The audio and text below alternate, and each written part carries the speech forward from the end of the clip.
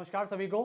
परीक्षा जंक्शन के इस प्लेटफॉर्म पे सभी का हार्दिक स्वागत है और सभी के हार्दिक स्वागत के साथ एक इंफॉर्मेशन आपको देनी थी। जैसे कि आपको पता है कि हमने कल उपराष्ट्रपति पढ़ाया था भारत का, तो भारत का उपराष्ट्रपति हमने कल पढ़ाया और दो पार्ट्स में हमने डिवाइड किया उसे।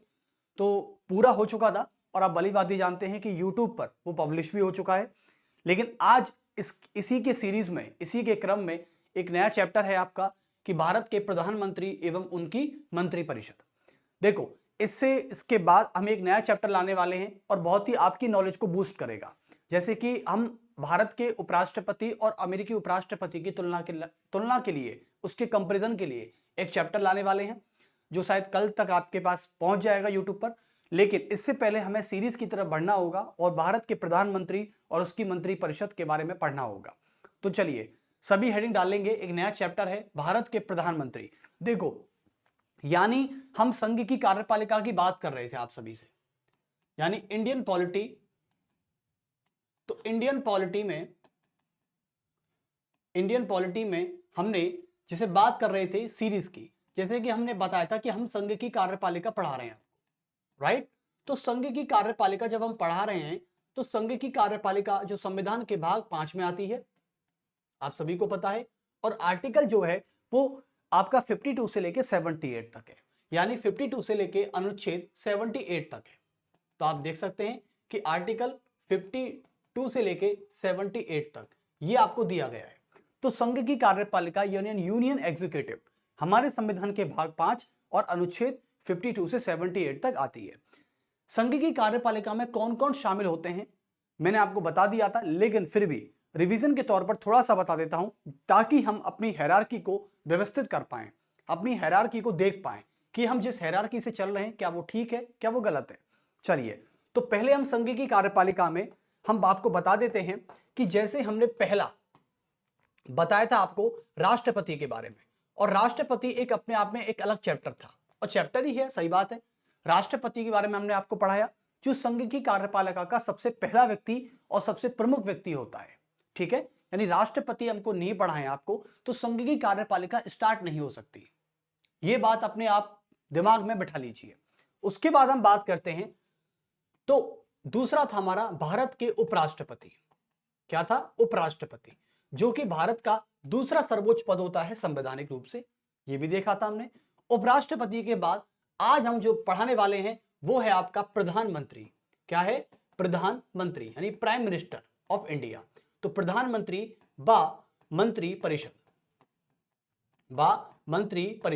तो ये आज हम पढ़ाने वाले हैं आपको। उसके बाद हमने चौथा पार्ट जो लिया है वो है भारत के महान्यवादी। कौन है? महान्यवादी, यानी ये संघ की कार्यपालिका के सबसे प्रमुख हिस्से होते हैं। राष्ट्रपति, उपराष्ट्रपति, प्रधानमंत्री, उनकी मंत्रिपरिषद और महान्यवादी, यानी ये 4 पिलर हैं हमारी यूनियन एग्जीक्यूटिव के। इसमें से मैं 2 पिलर करा चुका हूं, यानी राष्ट्रपति और उपराष्ट्रपति को। अब आता है हमारे तीसरे पिलर के बारे में, यानी हमको पहले हायरार्की को देखना है। तो हायरार्की क्या कहती है कि सबसे पहला पद हमारे संविधान का सर्वोच्च पद जिसे कहा जाता है, जिसे भारत का प्रथम नागरिक कहा जाता है, फर्स्ट सिटीजन ऑफ इंडिया कहा जाता है, वो है भारत के राष्ट्रपति, प्रेसिडेंट ऑफ इंडिया। उसके बाद आता है दूसरे नंबर पर उपराष्ट्रपति, वाइस प्रेसिडेंट ऑफ इंडिया, जो हम कल के लेक्चर में करा चुके हैं। आप वहां से आर्टिकल सारा पूरा एनालिसिस देख सकते हैं कंपटीशन की दृष्टि से। चलिए, उसके अलावा हम तीसरा करने वाले हैं आज से स्टार्ट करेंगे प्रधानमंत्री एवं मंत्रिपरिषद, और उसके बाद है महान्यवादी। चलिए, तो 4 पिलर कराने के बाद फिर हम एक लेक्चर लाएंगे, या मंत्रिपरिषद के बाद भी वो लेक्चर ला सकते हैं। क्यों? क्योंकि राष्ट्रपति, उपराष्ट्रपति और प्रधानमंत्री पढ़ने के बाद आप संघ की कार्यपालिका को अच्छे से जान पाएंगे कि संघ की कार्यपालिका है क्या। और मैं इसी के बीच में प्रधानमंत्री के बाद एक छोटा सा चैप्टर लेके आऊंगा, और उस चैप्टर का नाम होगा, मैं आपको बता देना चाहता हूं अभी से ही, उस चैप्टर का नाम होगा जो कि संघ की कार्यपालिका का हिस्सा तो है, लेकिन आप थोड़ा सा एडवांटेज है, थोड़ा सा जो यूपीएससी के छात्र बैठे हुए हैं, सीडीएस के बैठे हुए हैं, एनडीए के बैठे हुए हैं, वो वहां पर ये देख सकेंगे कि नॉलेज को बूस्ट करना है। यानी यूपीएससी, संघ लोक सेवा आयोग हर तरीके से क्वेश्चन पूछ सकता है, एनसीईआरटी से पूछ सकता है, थोड़ा एडवांस होके पूछ सकता है। तो इसलिए हमको यूपीएससी के हिसाब से भी तैयार रहना है। और बेसिकली जो विद्यार्थी यूपीएससी के नहीं हैं उनके लिए भी वो जो लेक्चर होगा वो बहुत ही फायदेमंद होगा। यानी आप एक बात देखिए, कभी कभी क्या होता है कि हम किसी महफिल में बैठते हैं। अब देखो, महफिल का मतलब एक ही महफिल नहीं होती, ठीक है, क्योंकि जहां पर गिलास रखे हो, महफिल का मतलब दूसरी होती है, जिसे आप अपनी भाषा में ग्रुप स्टडी कहते हैं।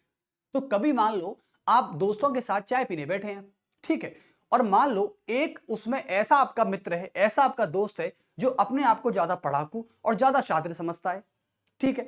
बाई चांस उसने आपको नीचा दिखाने के लिए, क्योंकि होता है कंपटीशन में, आप किसी को ये नहीं कह सकते कि आप बुरे हो या आप अच्छे हो, ठीक है, यानी आपको हमेशा न्यूट्रल होकर सोचना है, ठीक है। कैसे देखें, जैसे आप किसी महफिल में बैठे हुए हैं, मान लो चाय पी जा रही है और वहां पे एक टॉपिक पर बात हो रही है, वहां पर आपके पूरी मित्र मंडली में कोई ना कोई एक ऐसा शख्स जरूर होता है जो आपको हमेशा पढ़ाई में नीचा दिखाने का प्रयास करता है। वो ये साबित करना चाहता है कि मैं ही हूं पढ़ने वाला और मेरे ही लिए बनी है सरकारी नौकरी। तो वो आपसे ये जरूर पूछ सकता है, मान लो टॉपिक छेड़ दिया उसने कि भाई अमेरिका के उपराष्ट्रपति और भारत के राष्ट्रपति को लेके मान लो उसने कोई पॉइंट छेड़ दिया, ठीक है, और आपको उसको जवाब देना है।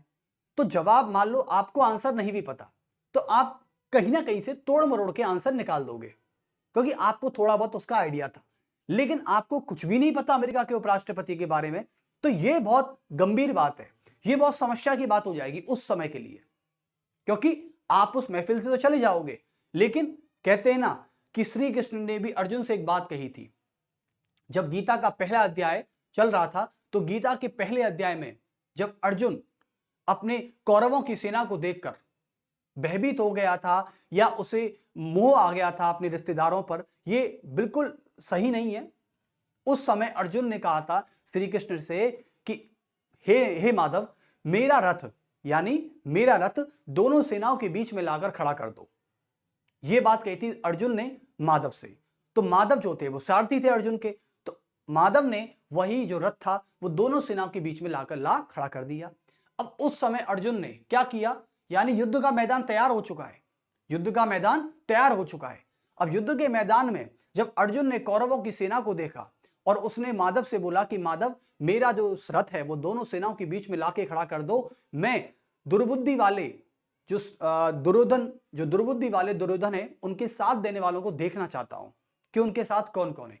और जब अर्जुन ने देखा कि वहां तो भाई है मेरा, वहां तो भतीजे हैं मेरे, वहां तो मेरा समधी है, और उसके अलावा वहां मेरे सारे भीष्म पितामह जो पिता समान है, मेरे गुरु समान गुरु द्रोण हैं, तो इन सबको देखकर वो अचंभित रह गया।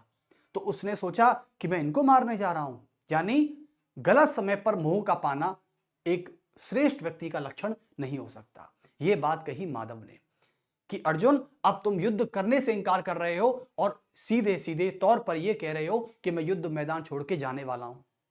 तो इसलिए जब कभी आप ग्रुप स्टडी में बैठे हैं और ग्रुप स्टडी के समय मान लो कोई भी आपसे कोई क्वेश्चन कर लेता है, तो उस मैं मानता हूं कि आपको हर क्वेश्चन का आंसर नहीं पता होता, और ये हमेशा एक ह्यूमन नेचर है कि आपको हर चीज का आंसर नहीं पता, मुझे भी नहीं पता होगा डेफिनेटली। लेकिन यदि मुझे उस चैप्टर का थोड़ा बहुत आइडिया है, मैंने थोड़ा बहुत पढ़ भी रखा है, तो मैं कहीं ना कहीं से तोड़ मरोड़ के कैसे ना कैसे करके उसका आंसर दे ही दूंगा।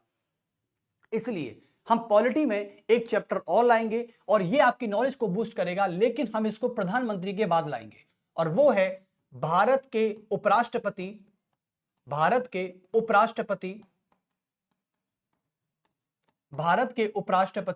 व अमेरिकी उपराष्ट्रपति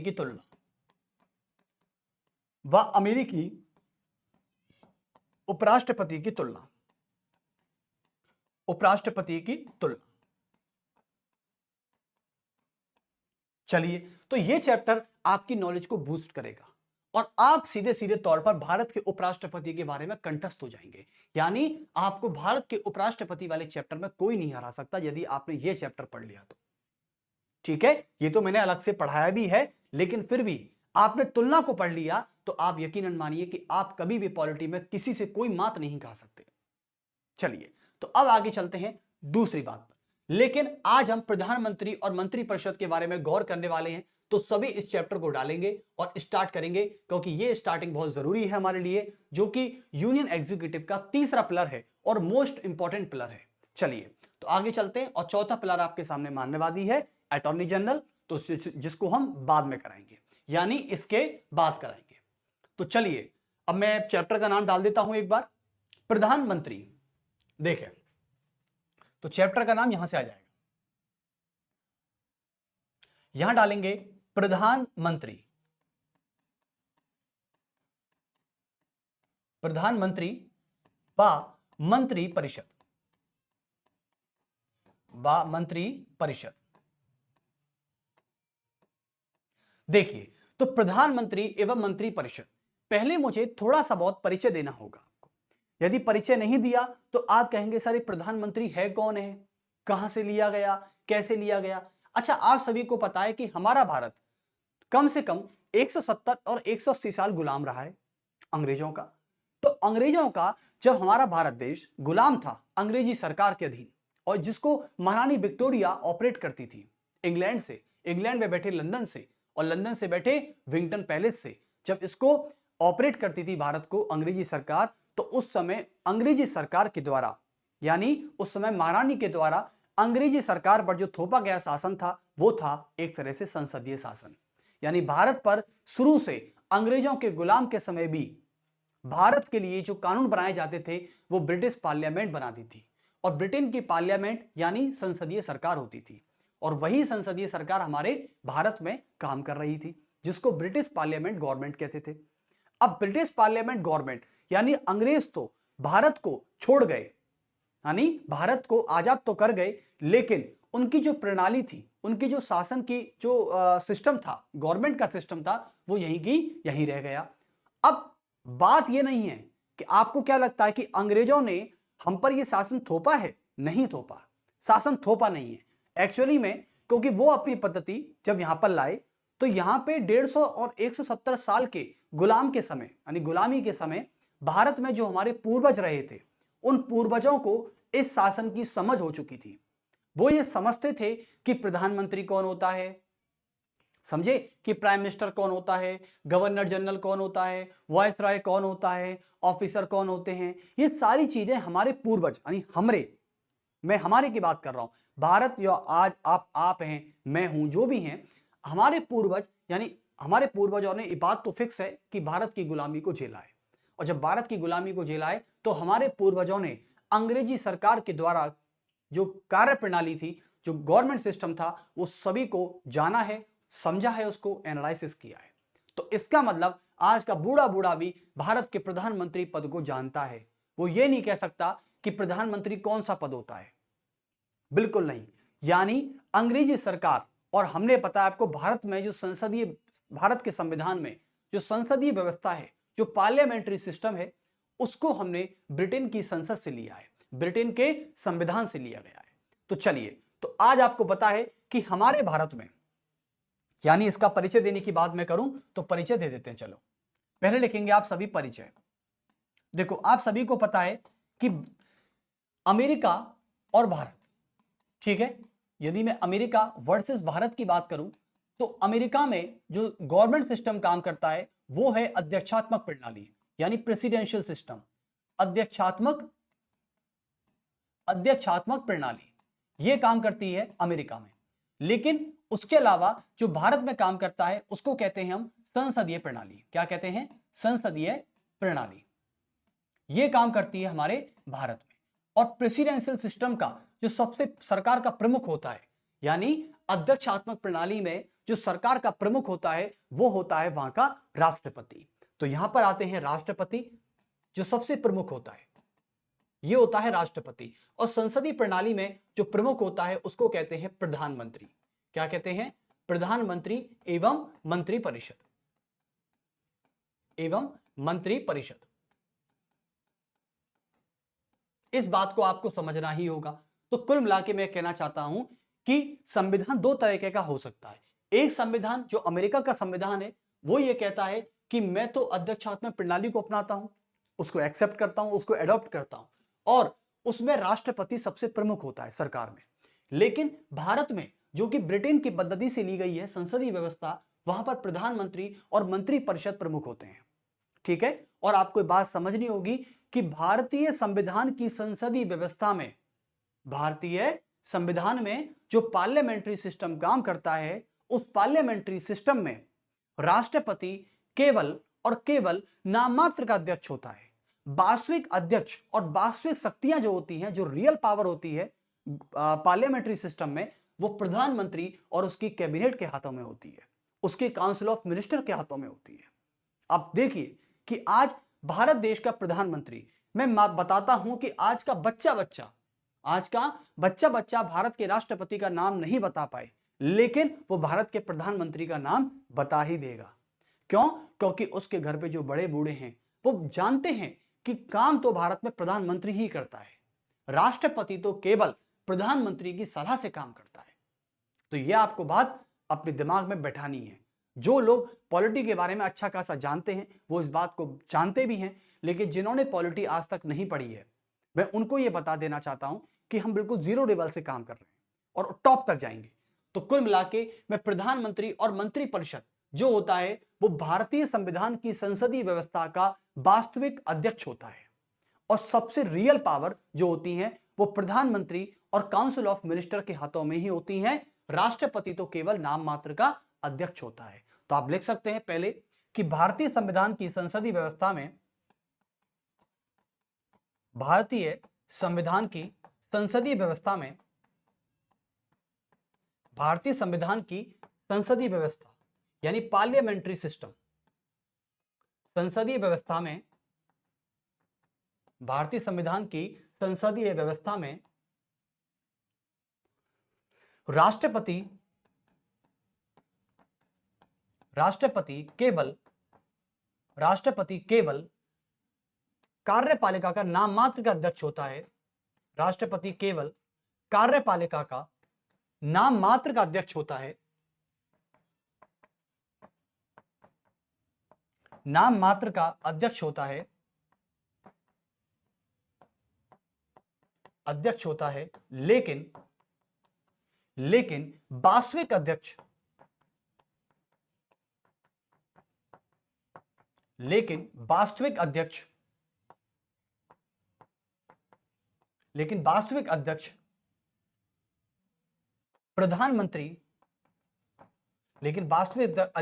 प्रधानमंत्री तथा वास्तविक शक्तियां प्रधानमंत्री के हाथों में होती है, प्रधानमंत्री के हाथों में होती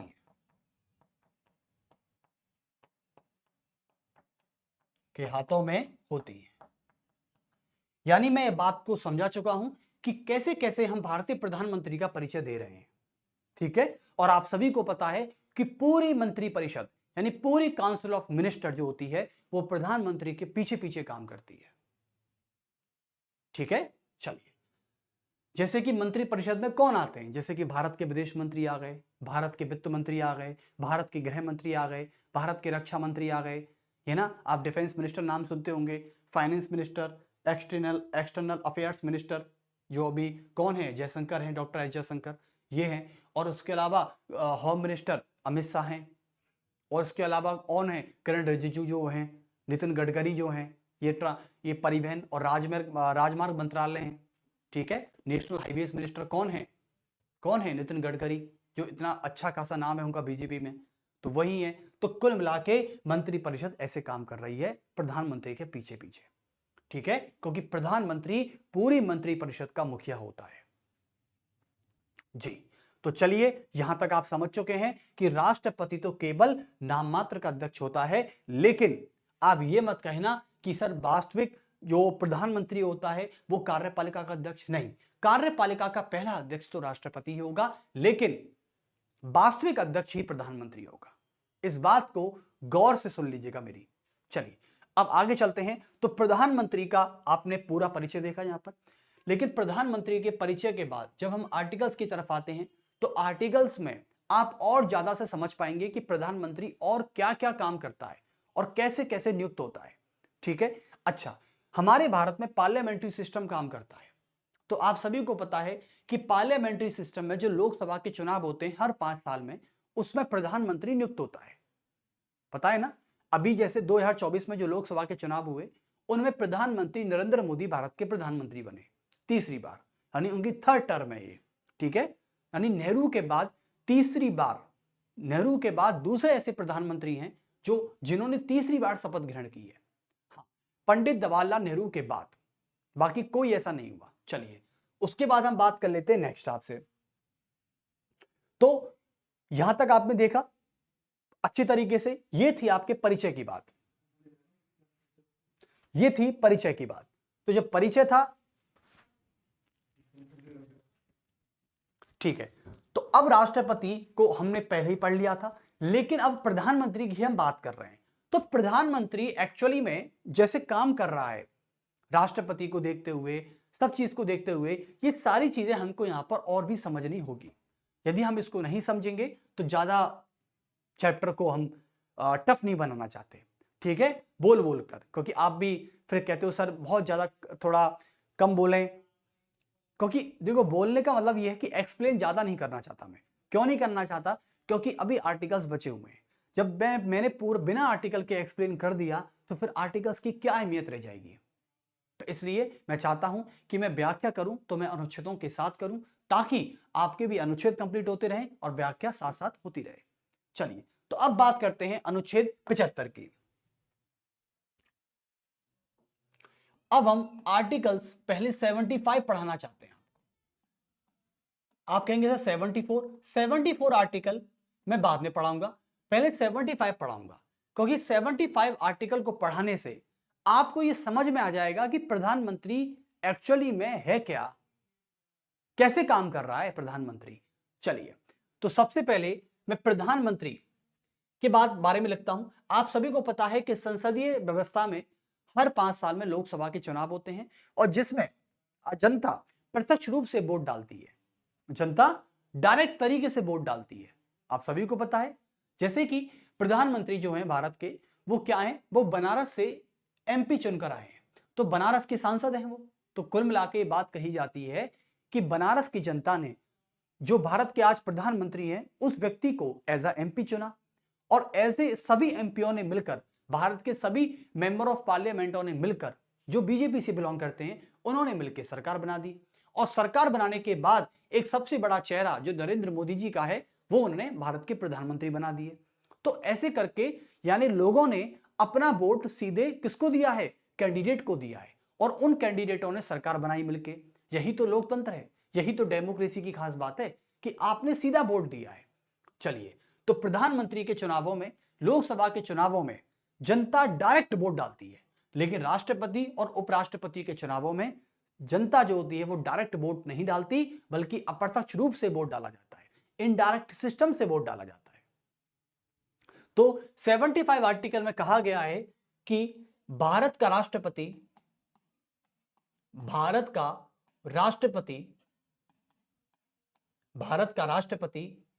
प्रधानमंत्री की नियुक्ति करेगा,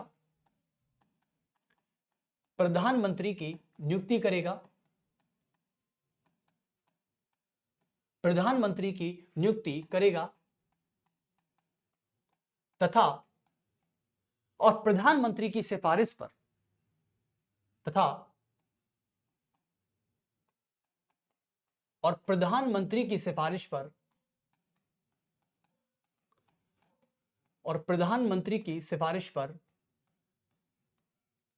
पर पूरे मंत्रिपरिषद को नियुक्त करेगा, और प्रधानमंत्री की सिफारिश पर राष्ट्रपति संपूर्ण यानी पूरी कंप्लीट संपूर्ण मंत्रिपरिषद की नियुक्ति करेगा,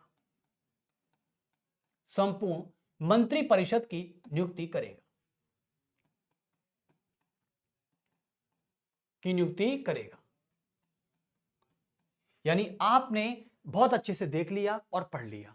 लेकिन अब ये आते हैं कि सर भारत का राष्ट्रपति जो प्रधानमंत्री की नियुक्ति करेगा, ठीक है, अब इस लाइन में बहुत ज्यादा कंफ्यूजन है।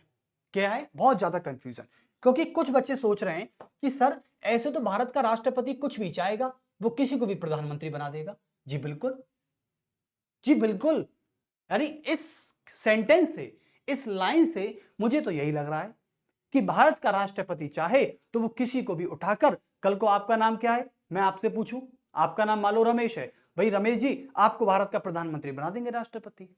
ऐसे थोड़ी होगा। कल को मुझे, नहीं ऐसे थोड़ी होगा। भाई राष्ट्रपति यदि अपनी मर्जी से काम करने लग जाए तो वो तो भारत के किसी भी नागरिक को प्रधानमंत्री बना देगा, नियुक्त कर देगा। भाई यही तो लाइन कही गई है ना। ये क्या लाइन कह रही है? ये लाइन यही कह रही है कि भारत का राष्ट्रपति प्रधानमंत्री की नियुक्ति करेगा। लेकिन सबसे बड़ी बात है कि राष्ट्रपति कौन से व्यक्ति को प्रधानमंत्री बनाएगा यह भी डिपेंड करता है सिचुएशन पर। कैसे देखें, जैसे अभी 2024 के चुनाव हुए थे, तो 2024 के चुनावों में, लोकसभा के चुनावों में लोगों ने वोट डाला। अब लोगों ने जिस पार्टी को सबसे ज्यादा वोट डाला, यानी जिस पॉलिटिकल पार्टी को सबसे ज्यादा वोट डाला, उन सभी एमपीओ ने मिलकर एक सरकार बनाई और उन सभी एमपीओ ने मिलकर एक सबसे बड़ा चेहरा जो नरेंद्र मोदी जी का भी है, उस समय उसको प्रधानमंत्री के रूप में कैंडिडेट बनाया और वह प्रधानमंत्री बन गए भारत के। यानी डिपेंड करता है कि चुनावों में कौन सी पॉलिटिकल पार्टी जीत रही है। यानी प्रत्येक 5 वर्ष बाद होने वाले लोकसभा चुनावों में, प्रत्येक 5 वर्ष बाद होने वाले लोकसभा चुनावों में जिस पार्टी यानी जिस राजनीतिक दल जो बहुमत प्राप्त करता है, वो बहुमत वाली पार्टी किसी एक व्यक्ति को प्रधानमंत्री का उम्मीदवार नियुक्त करती है और उसे ही राष्ट्रपति फिर प्रधानमंत्री नियुक्त करता है। तो ये होता है प्रोसेस। ऐसे नहीं है कि कल को मैं, कल को आप, यानी पॉलिटिक्स का कोई इल्म नहीं पता, वो उस व्यक्ति को भारत का प्रधानमंत्री बना दे, ऐसे थोड़ी चलेगा। यदि राष्ट्रपति आज स्वतंत्र रहकर काम करने लग जाए, संविधान को पीछे छोड़ दे, तो वो तो किसी को भी प्रधानमंत्री बना देगा, ऐसे नहीं चलेगा। यानी जो रूलिंग पार्टी या जो पॉलिटिकल पार्टी जिसको लोकसभा चुनावों में बहुमत प्राप्त हुआ है या अल्पमत की सरकार बनाना चाहती है या गठबंधन की सरकार बनाना चाहती है, उस पार्टी को यह डिसाइड करना होगा कि हमारा प्राइम प्रधानमंत्री का चेहरा कौन है। और जिस प्रधानमंत्री का चेहरा पॉलिटिकल पार्टी सौंपेगी राष्ट्रपति को, राष्ट्रपति उसी व्यक्ति को बाध्यकारी रूप से भारत का प्रधानमंत्री नियुक्त करेगा। जैसे कि अभी के चुनावों में बीजेपी ने 240 सीटें जीती, लेकिन राष्ट्रपति कहता है कि सरकार बनाने के लिए 272 सीटों का होना लाजमी है, तभी तो बहुमत सरकार बनेगी। ठीक है, लेकिन बीजेपी के पास पूर्णतः बहुमत नहीं आया। भाई पूर्ण बहुमत तो नहीं आया ना। 240 सीटों पर जब बीजेपी जीतती है तो राष्ट्रपति, अब सबसे बड़ी चिंता यहां पर यह है कि राष्ट्रपति किसे प्रधानमंत्री बनाए, क्योंकि बीजेपी के पास पूर्णतः सीटें नहीं थी। ठीक है, यानी जीत सरकार बनाने के लिए तो आपको 200 सीटों पर जीतना हो तो ठीक है, डजंट मैटर, लेकिन बहुमत की सरकार नहीं थी। फिर क्या हुआ, बीजेपी ने अदर पार्टियों से, जैसे कि नीतीश कुमार की पार्टी से, चंद्रबाबू नायडू की पार्टी से क्या कर लिया, अलायंस कर लिया। और अलायंस करने के बाद 273 सीटों पर सरकार बना दी गई। और सरकार बनाने के बाद बीजेपी ने और सभी अलायंस पार्टी ने मिलकर नरेंद्र मोदी का चेहरा डिसाइड कर लिया कि नरेंद्र मोदी भारत के प्रधानमंत्री बनेंगे। और राष्ट्रपति ने उसी व्यक्ति को, नरेंद्र मोदी जी को, भारत का प्रधानमंत्री बना दिया। तो आप ये लिख सकते हैं नोट लगाकर, इस लाइन का अर्थ ये कतई नहीं है,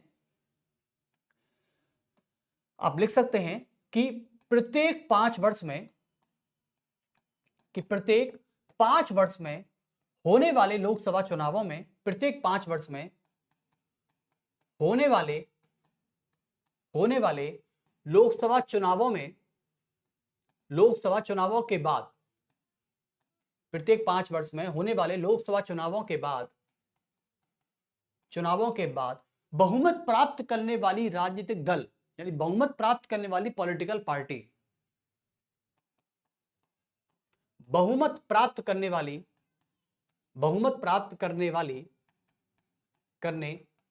वाली पॉलिटिकल पार्टी, इसको इंग्लिश में लिखना, ठीक है, पॉलिटिकल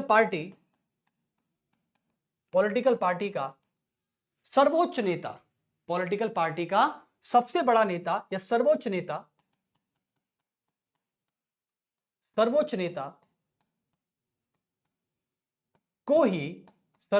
को ही राष्ट्रपति प्रधानमंत्री नियुक्त करता है।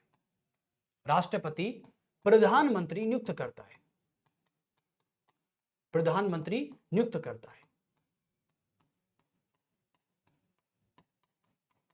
यहां तक आप सभी सहमत हैं? यानी राष्ट्रपति के प्रधानमंत्री नियुक्त करने की जो पावर है, जो शक्ति है, वो पूर्णतः स्वतंत्र नहीं है। लेकिन मान लीजिए कभी ऐसा हो जाए कि मान लीजिए कि मान लो हमारे पास 4 पॉलिटिकल पार्टी है। मान लो लोकसभा का चुनाव है 2029 का, चलिए मान लो 2029 कर लीजिए। मान लीजिए लोकसभा इलेक्शन आ चुके हैं और लोकसभा जो इलेक्शन है वो उसमें 4 पार्टी हैं, ए, बी, सी और डी, 4 पॉलिटिकल पार्टी हैं। अब लोकसभा इलेक्शन हो रहे हैं 2029 के। 2029 के लोकसभा इलेक्शन में क्या होता है, कुल मिला के 4 पॉलिटिकल पार्टी आपस में टक्कर में। लेकिन मान लो किसी भी पार्टी को बहुमत प्राप्त नहीं होता है। मान लीजिए किसी भी पार्टी को बहुमत प्राप्त नहीं होता है, तो जब किसी भी पार्टी को बहुमत नहीं मिला है, मेजॉरिटी नहीं मिली है, तो सरकार तो चारों में से कोई भी नहीं बनाएगी, नहीं बनाएगी ना। अच्छा, सरकार चारों में से कोई नहीं बनाएगी, लेकिन आप कहते हैं सर गठबंधन भी तो हो सकता है। चलो ठीक है, मैंने माना कि कोई भी पार्टी को बहुमत प्राप्त नहीं हुआ, ठीक है। अब आप कहेंगे सर गठबंधन भी तो है, क्या गठबंधन नहीं हो सकता? जी बिल्कुल हो सकता है। लेकिन मान लीजिए चारों पार्टी आपस में गठबंधन करने को भी तैयार नहीं है। अब मान लीजिए कि गठबंधन करने को भी ये चारों पार्टी तैयार नहीं है। भाई गठबंधन कर ले तो मैं बता रहा हूं कि 3 पार्टी मिलकर एक सरकार बना देंगी, एक चौथी पार्टी को छोड़ दो भले, चलो इसको छोड़ दो, कम से कम 3 मिलकर सरकार तो बना सकती है। इतनी सीटें तो आपस में तीनों लाकर भी ऐड कर लेंगे ना, ठीक है। लेकिन गठबंधन करने को तैयार नहीं है। ये आपस में इतनी ऐसी पार्टी हैं कि बिल्कुल मिल ही नहीं सकते, जैसे भाजपा और कांग्रेस, ठीक है। ये तो आपस में कभी मिल ही नहीं सकते। तो आप मान लीजिए यहां पर गठबंधन का चांस भी खत्म हो चुका है, ठीक है। अब सबसे बड़ी बात है कि बहुमत और गठबंधन दोनों ही कैंसिल हो गए। बहुमत किसी के पास है नहीं और गठबंधन करने को तैयार नहीं, तो अब सरकार बने तो किसकी बने? लेकिन भारत के राष्ट्रपति की जिम्मेदारी है कि वो तुरंत सभी पॉलिटिकल पार्टियों को अल्टीमेटम भेजेगा 15 दिन का, और भेजेगा और कहेगा कि जल्दी ही आप निर्णय लें, जल्दी ही आप ये डिसीजन लें कि प्रधानमंत्री किसे बनाना है और किस पार्टी का बनाना है, अन्यथा मैं अपनी शक्ति का प्रयोग करने में पूर्णतः स्वतंत्र हूं। फिर राष्ट्रपति चाहे तो वो किसी भी व्यक्ति को पकड़कर प्रधानमंत्री बना सकता है। लेकिन अच्छा ऐसा होता नहीं है कि दोनों ही चांस खत्म हो जाएं, एक चांस हमेशा रहता है, क्योंकि सत्ता के तो सभी भूखे हैं। चलिए, उसके अलावा सत्ता की भूख तो ऐसी है कि गठबंधन तो क्या रातों रात क्या क्या हो जाता है, आप सभी को पता है।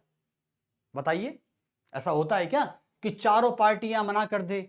नहीं, ऐसा तो नहीं हो सकता।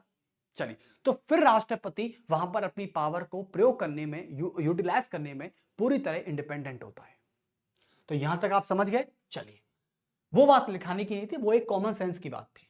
ये बात नोट पे है, ये बात याद रखना, और ये बात वेरी वेरी इंपॉर्टेंट है। क्योंकि कभी कभी क्या है, राष्ट्रपति की इस पावर को कुछ लोग ऐसे मान लेते हैं कि भैया वो तो किसी भी व्यक्ति को प्रधानमंत्री बना ही देगा। लेकिन अब अनुच्छेद जो 75 है वो नियुक्ति की बात तो करता ही करता है, लेकिन इसके अलावा और भी सारे आर्टिकल्स, और भी सारे स्टेटमेंट इसी आर्टिकल में आते हैं। दूसरा स्टेटमेंट क्या कहता है इस आर्टिकल का? वो ये कहता है कि यदि कोई संसद का सदस्य, यदि कोई संसद का सदस्य एंटी डिफेक्शन लॉ में पाया गया। अब एंटी डिफेक्शन लॉ क्या होता है मैं आपको बता देना चाहता हूं। जैसे मान लो ये बीजेपी है और ये कांग्रेस है, ठीक है, ये कांग्रेस आ गई, ठीक है। तो बीजेपी और कांग्रेस, मान लो एक्स नाम का व्यक्ति है, उसने पहले बीजेपी का टिकट ले लिया और बीजेपी के टिकट से जीतने के बाद उसने कांग्रेस ज्वाइन कर ली। मान लो कि जब वो कैंडिडेट था तब उसने उस पार्टी का टिकट लिया और वहां से जीतने के बाद उसने दूसरी पार्टी ज्वाइन कर ली। तो इसे कहते हैं एंटी डिफेक्शन, दल बदल कानून। और दल बदल कानून के आधार पर यदि कोई संसद सदस्य अपराधी पाया जाता है तो उस संसद के सदस्य की सदस्यता, मेंबरशिप रद्द कर दी जाती है, यानी वो उस दिन से संसद का सदस्य नहीं रह सकता। याद रखना एक बात मेरी, यदि कोई member of parliament anti defection law में क्रिमिनल सिद्ध हो जाता है, अपराधी सिद्ध हो जाता है, तो उस समय, उसी समय, बिल्कुल उसी समय लोकसभा या राज्यसभा से कहीं भी हो, तुरंत उस मेंबर ऑफ पार्लियामेंट की मेंबरशिप तुरंत सस्पेंड कर दी जाएगी, रद्द कर दी जाएगी। उस दिन से, और ऐसा बताया जाता है कि आने वाले 6 सालों में वो चुनाव नहीं लड़ सकता कहीं, ये भी कहा जाता है। तो चलिए इसको लिख लेते हैं, इसको भी एक बार नोट कर लेते हैं। तो आप लिख सकते हैं दूसरा स्टेटमेंट क्या कहता है। देखें, दूसरा स्टेटमेंट कहता है कि यदि कोई संसद का सदस्य, यदि कोई संसद का सदस्य दल बदल कानून, इसको इंग्लिश में कहा जाता है एंटी डिफेक्शन लॉ,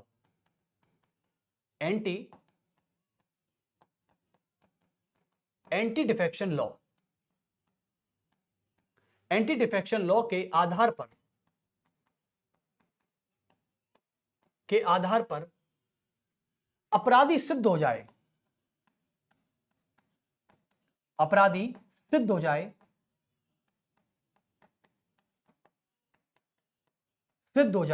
तो क्या होता है, सिद्ध हो जाए तो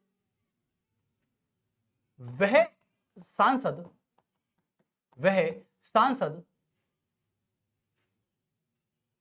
संसद का सदस्य नहीं रहता, संसद का सदस्य नहीं रहता।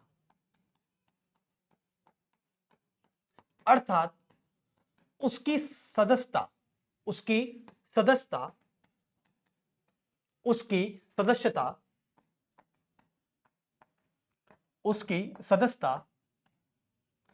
रद्द कर दी जाती है। और आप सभी को पता है कि एंटी डिफेक्शन लॉ संविधान की 10वीं अनुसूची में आता है। कहां आता है? 10th शेड्यूल में, 10वीं अनुसूची में आता है। यह संविधान की 10वीं अनुसूची और 52वां कॉन्स्टिट्यूशन अमेंडमेंट ऑफ 1987 में आता है। यानी 52वां संवैधानिक संशोधन अधिनियम 1987 में 10वीं अनुसूची को जोड़ा गया संविधान में। यानी जब हमारी संविधान बना था तो उस समय संविधान में 1949 के संविधान में केवल 8 अनुसूची थी। उसके बाद प्रथम संवैधानिक संशोधन अधिनियम से 9वीं अनुसूची जोड़ी संविधान में, 10वीं अनुसूची को 52वां संवैधानिक संशोधन अधिनियम 1987 के माध्यम से जोड़ा गया और फिर 11 और 12 को 1992 में जोड़ा। तो कुल मिला के आज हमारे संविधान में टोटल 12th शेड्यूल है। कितनी है? 12th schedule. और 10th शेड्यूल में आता है क्या? एंटी डिफेक्शन लॉ आता है। ठीक है, तो एंटी डिफेक्शन लॉ जो कानून की, जो संसद की मेंबरशिप यानी सांसद की जो मेंबरशिप है वो रद्द होने का जो निर्णय है वो 10वीं अनुसूची से लिया जाता है। तो आप सभी को पता है, और आर्टिकल 75 में आता है। ये भी आर्टिकल 75 में ही आता है। ठीक है, और ये भी 75 में ही आता है। तो चलिए फिर मिलते हैं आपसे नेक्स्ट पार्ट में, और अभी के लिए इतना ही है। फिर नेक्स्ट पार्ट में इससे आगे की तरफ यात्रा करेंगे, यानी पार्ट्स में डिवाइड करके आपको अच्छा भी लगता है और चीजें शॉर्ट भी हो जाती हैं और अच्छे से एनालिसिस भी हो जाता है। तो चलिए फिर मिलते हैं आपसे जल्दी ही नेक्स्ट पार्ट में। नमस्कार मेरा सभी को।